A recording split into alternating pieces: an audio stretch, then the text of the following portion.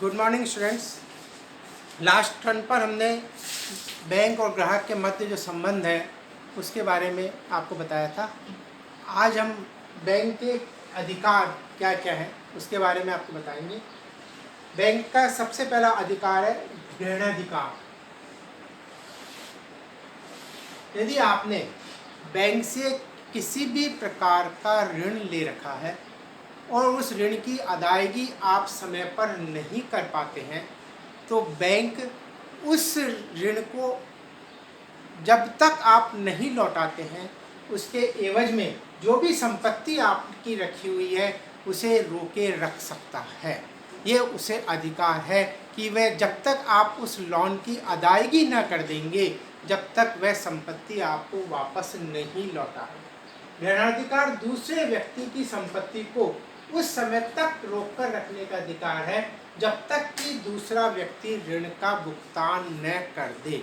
इसलिए आपको यदि उस संपत्ति को वापस प्राप्त करना है तो वह ऋण की अदायगी आपको बैंक को करनी ही होगी, अन्यथा बैंक उस संपत्ति को आपको वापस नहीं लौटाएगा।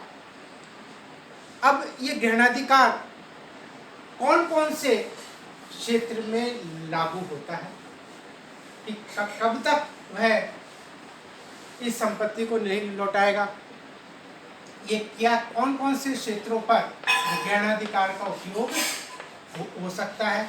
आपका जो बैंक में खाता है उस पे जो जमा राशि है उस जमा राशि को भी क्या है बैंक उस समय तक रोक सकता है जब तक आप उसके ऋण की अदायगी नहीं करते हैं। विनिमय साध्य प्रतिभूतियां, विनिमय साध्य प्रतिभूतियां,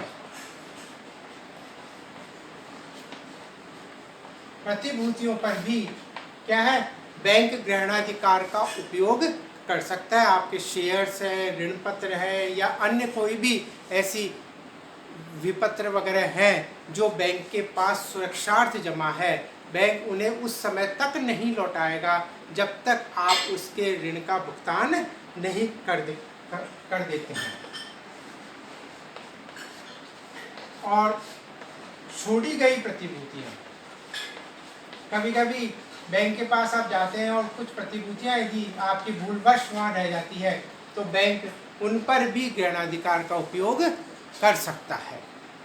ऐसा कौन सा क्षेत्र है जहाँ ऋणाधिकार का उपयोग बैंक नहीं कर सकता है और वह सामान बैंक के पास है।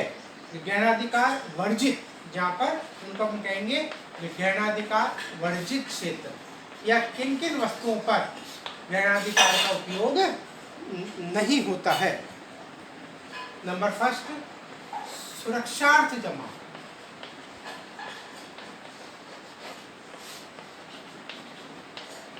सुरक्षार्थ जमा मतलब अपन ने वहाँ बैंक में लॉकर ले रखा है और हमने उस लॉकर में अपने बहुमूल्य धन वगैरह जमा है, सोना चांदी या विपत्र जो भी है, उसके एवज में हम उसको क्या दे रहे हैं, उस लॉकर का शुल्क अदा करते हैं।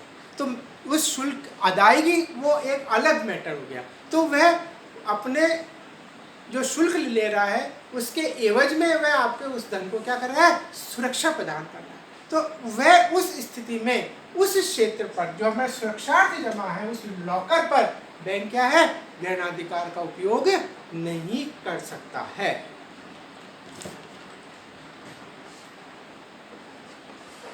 नंबर सेकंड, विशेष प्रयोजनार्थ जमा।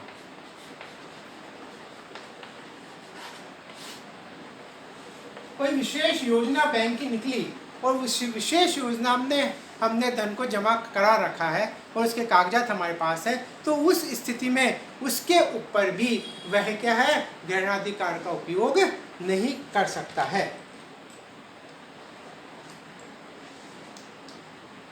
और नेक्स्ट पॉइंट,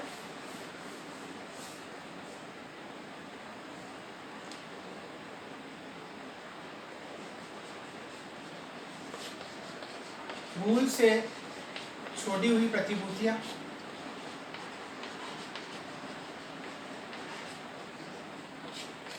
कभी कभी भूलवश कुछ प्रतिभूतियाँ यदि बैंक में रह जाती है तो उस पर भी बैंक ग्रहणाधिकार का उपयोग नहीं कर सकता है। इसके बाद आइए बैंक का दूसरा अधिकार, भुगतानों के नियोजन का अधिकार।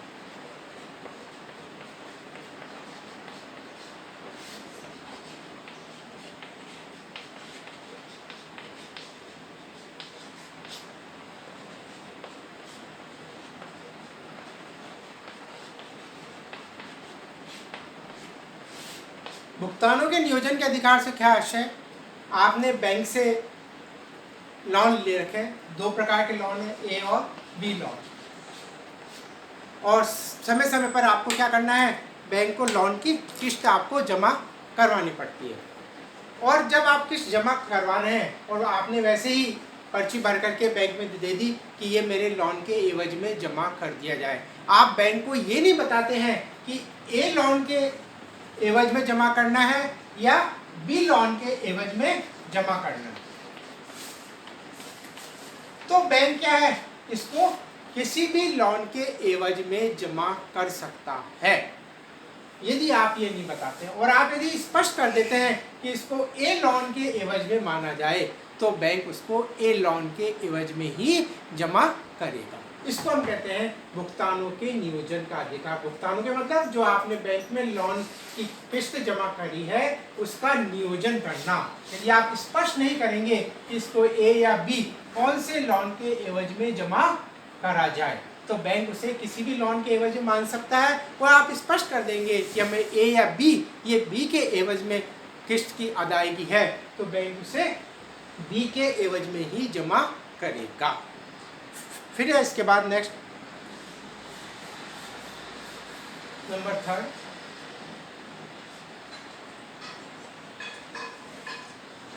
प्रतिसाद का अधिकार।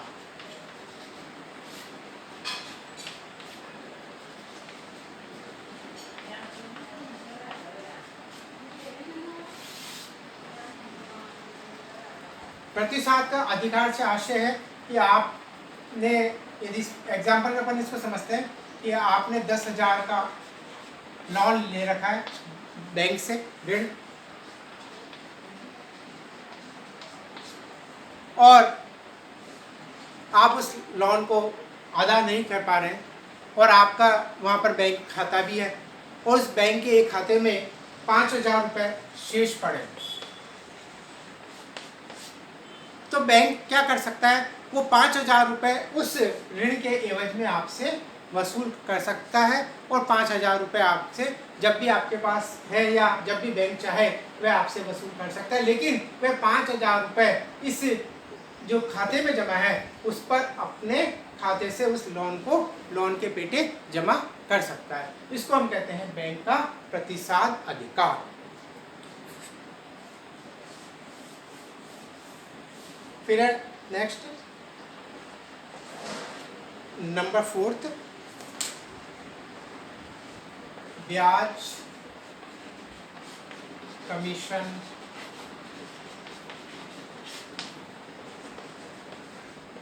व्यय प्रभार आदि शुल्क वसूलने का अधिकार।